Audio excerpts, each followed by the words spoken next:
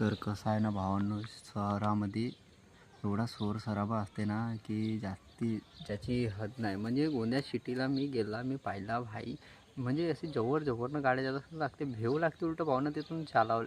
आणि आपल्या गावाकडे भावनं एवढा काही भेव नाही लागत, मस्त थंड वातावरण, 10 ते 15 गाड्या जात असतील मात्र दिवसात ना, आणि काही डिस्टर्बच नाही. पण जे यार भाई, जे रोडाच्या साईडले म्हणजे त्याचे घरं वगैरे भाई, त्याला केवढा डिस्टर्ब होत असेल यार. मी विचार केला भाई, म्हणलो यार एवढा शोर सराबा होते ना भाई गाड्याचा, एवढा हॉर्नची आवाज भाई, राहू नाही शकत माणूस सिटीत. गडीभर मी तर राहायची इच्छा नाही होत, कारण की फक्त आपल्याला एज्युकेशनसाठी जावं लागते म्हणून राहावं लागते. पण भाई आपलं गावच बेटर आहे. म्हणून म्हणतात की शहरातून गाव चांगला आहे.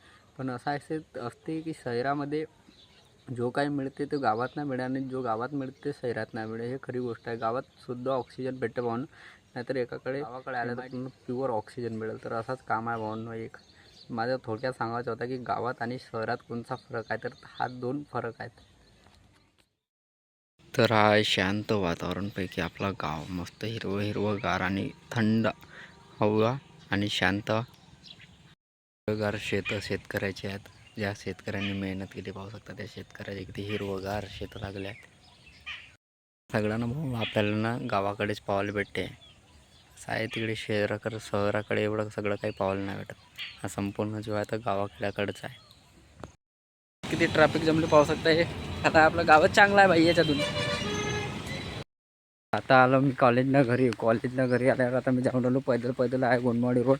तर पाहू शकता आपला असाच शेड्यूल आहे भावनं रोजचा ना, आता रोजच्याच राहिलं, कारण की कॉलेजनं मशीचे काम आणि घरचे काम, तर असा शेड्यूल आहे. पण आपल्याला फुल कॉन्फिडन्स आहे. आपल्याला कोणी मंगा येतात, कोणी पुढाने काय म्हणतात, काय सोचतात, काय विचार करतात, आपल्याला त्याशी घेणं देणं नाही. आपल्याला स्वतःशी लेणं देणं घेणं आहे.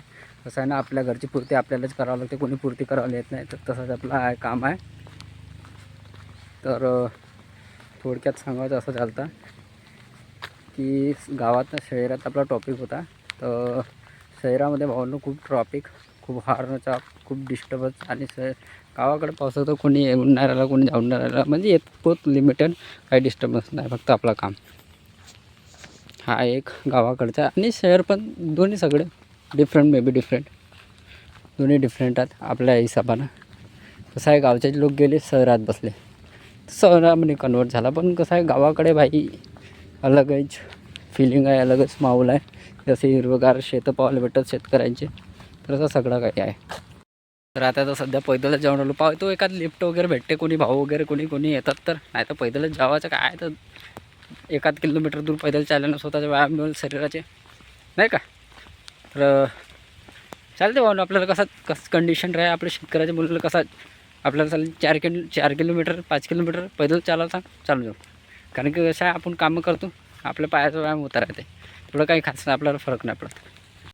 रस्त्यात आलो ना, पावसाचं पाणी येऊन राहिलं आहे. तर कसं आहे, आता कोणी बाईकवाले पण नाही भेटले, लिफ्ट वगैरे कोणाला मागला नाही, तर पाणी वगैरे येऊन राहिलं, तर इथं चुकला. आता पोहोचू आपण पैदल आपल्या घरी. पाणी येऊन राहिलं ना, काळा झालेला आहे पूर्ण मोसम. आता आपल्याला घरी जाऊ देते का काय होते तर माहीत चाललं आता.